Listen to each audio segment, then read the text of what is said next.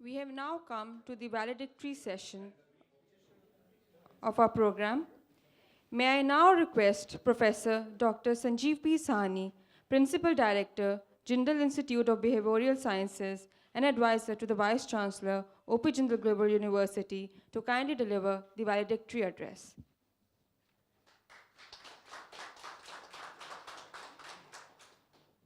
You know, I think that valedictory address nowadays is like a refined vote of thanks. Because you are here from 9:30 onward and you are tired at the moment, I could see from your faces. And, uh, and you want to finish, and I know I'm standing in between your tea and you want to go back to the campus. But as a student of psychology, I have few observations which I would like to make. First of all, I would like to compliment Princey that she has done a wonderful job under the dynamic leadership of our Vice Chancellor Rajkumar. And I'm very happy to see few of our faces in that we belong to almost all states, and this is so good to see this book, and I request Princey that this should come as a, in the form of the textbook, so that every student in most of the universities and colleges should take it as a reference book, that what are the best practices and standards other universities are using, so that, you know, it should disseminate to entire world. I'm sure you must have talked about enough about diversity, inclusion, and so much. I don't want to talk about these things, but I will talk about only inclusion. Diversity probably will work if we have an inclusion in it.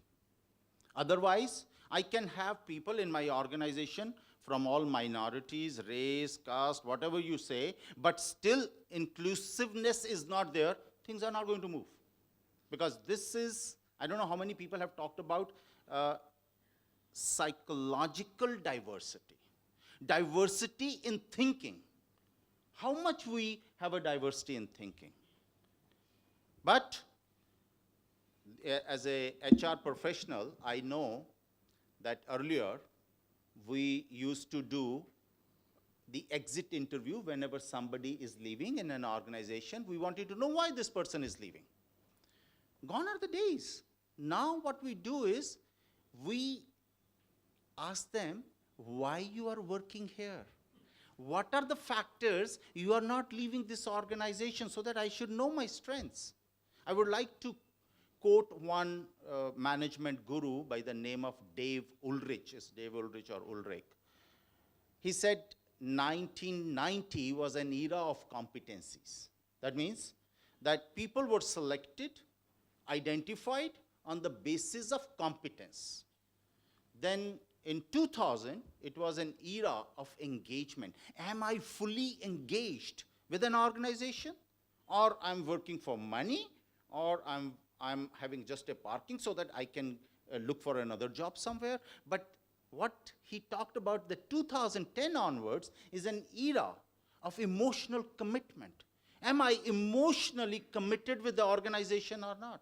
And the beauty of this, all three things, that today we can assess this. We have a standardized, reliable, valid tools in a specific organization where we can assess these kind of things, that whether the people who are working in an organization, are they fully engaged or not? Whether trust is there or not, whether self-empowerment, the people are getting it or not, whether there is an openness, whether there is a safe environment in an organization or not. So it is more important that the people who are working in an organization, they should have a, yes, diversity is the first step, but the inclusiveness, belongingness, that has to be there. Everybody must have talked about these things, but I don't know how many people have talked about the solution of this. Solution is not that addressing the people who are sitting here, who are already aware of diversity, who are already aware about inclusion and internationalization and everything. That's not my job.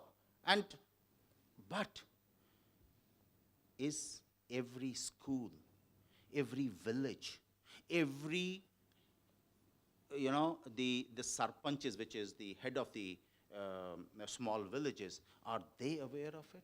When we have a lokpal or when we have a panchayat, when people sit, are they aware of these kind of things? There we need to go and talk about it. CBSC, NCERT, the whole educational system in India is talking about inclusiveness and holistic education. I want to ask these education ministry, is there any one organization in India which gives a training on diversity and inclusiveness by the government? It is very nice nomenclature, words that we need to have all these kind of things, but the teachers who are being employed in the schools, I really wonder that whether these teachers are well versed or not. We trained, Jindal Institute of Behavioral Sciences trained 25,000 principals and teachers in over 2,200 schools in India. And most of the time, it was gender sensitization programs. Very interesting thing. First, we used to give a small test to the teachers that what do you understand by this?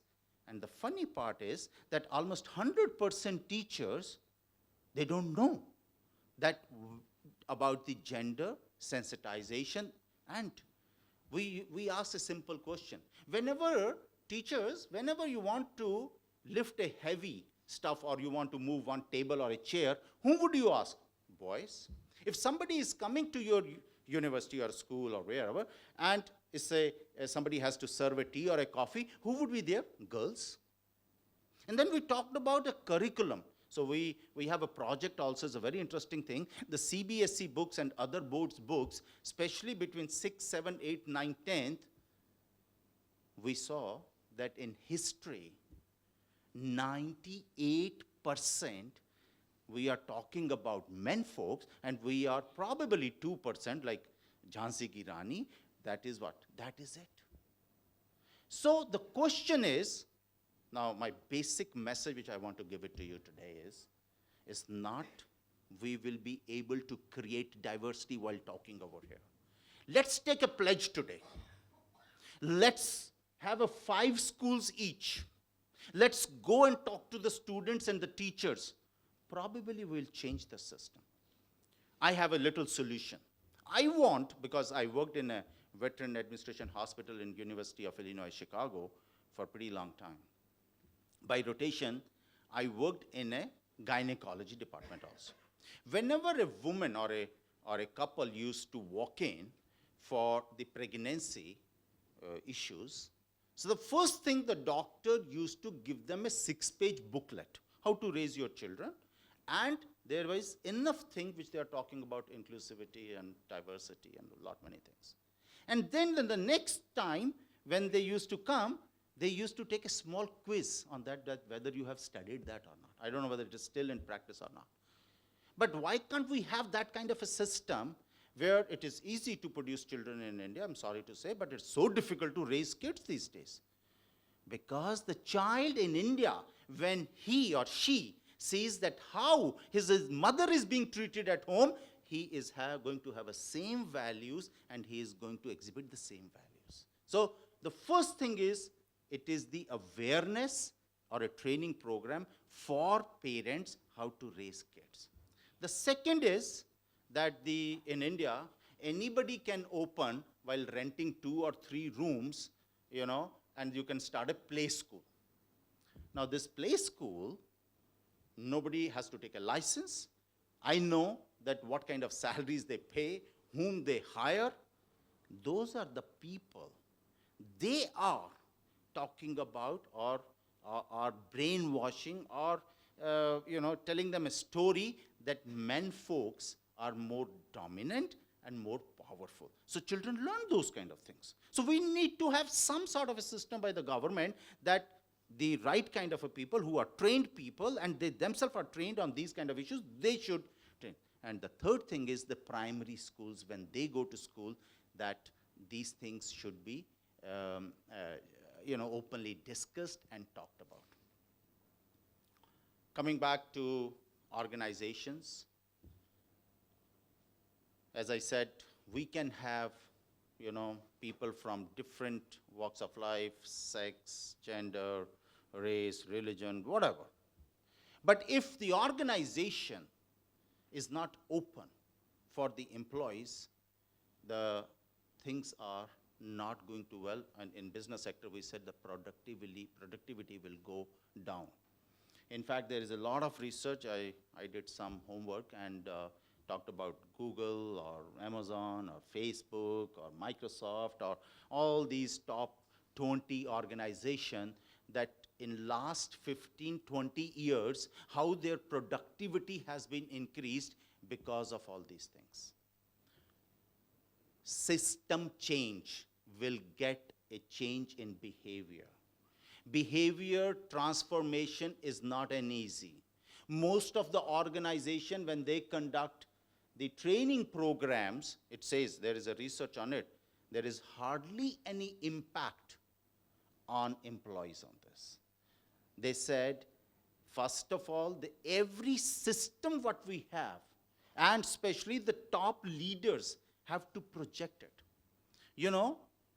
The major problem in the entire world at the moment is that middle managers are taking orders from the top manager.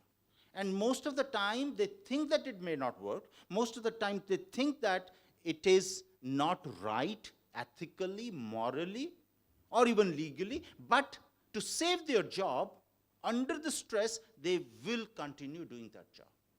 So, but what we do in most of the organization, we say you provide a training and people would learn. People will not learn with training. Yes, it may give a little awareness, but mindset change, behavioral transformation is the most important thing, especially on these issues. So my request, it's good. We have heard many people. It is good to know much about it, but what we are going to do about it. We all have a responsibility. It's not only government, it's not only NGOs, it's not only civic societies. What is my responsibility? Can I take a responsibility to start with my department first, then with my university first, then the community development? Can I adopt 5 schools and go to nearby schools and talk to them? Can I train virtually people? But this training, when you train the people, they should train children, not the adult people. Because, what we say that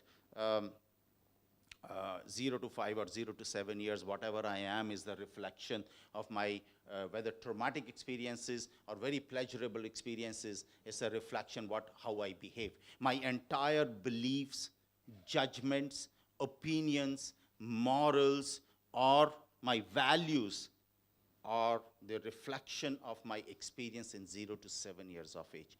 So we concentrate on providing our support, assistance at this particular age. I'm sure we can make a better world.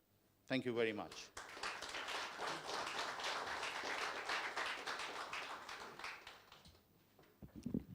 Thank you very much for your kind address, sir.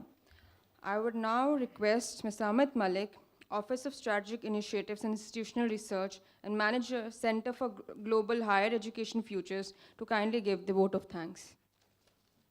Good evening to all our distinguished panelists and delegates, and all of you who have been with us throughout this day to make this seminar such an enriching experience. I thank our chief guest, Professor Virender Chauhan, and guest of honor, Honorable Ms. Justice Sabrina McKenna, and Honorable Mr. Justice McCain Wilson, who took the time to join us today and share cross-national domestic perspectives. We are grateful to all our speakers, panelists, and academics from universities and institutions across the Delhi region who have joined us today and enriched the discussion. We are very grateful to Professor Sanjeev P. Sahni for his encouragement and support for this project and for taking the time out and join us for this occasion and deliver the valedictory address. This report and this seminar would not have been possible without the progressive vision and persistent encouragement and support of our Vice Chancellor, Professor C. Rajkumar. The report and the ideas for the seminar have been significantly influenced by his vision and institutional aspirations he has grounded at JGU. We are thankful to our Registrar, Professor Y.S.R. Murthy, for his support. We especially thank all our colleagues in IIHD for helping us make this seminar possible. We are also thankful for our colleagues in events, communications, admissions, IT, and travel desk for helping making this seminar successful. Thank you so much.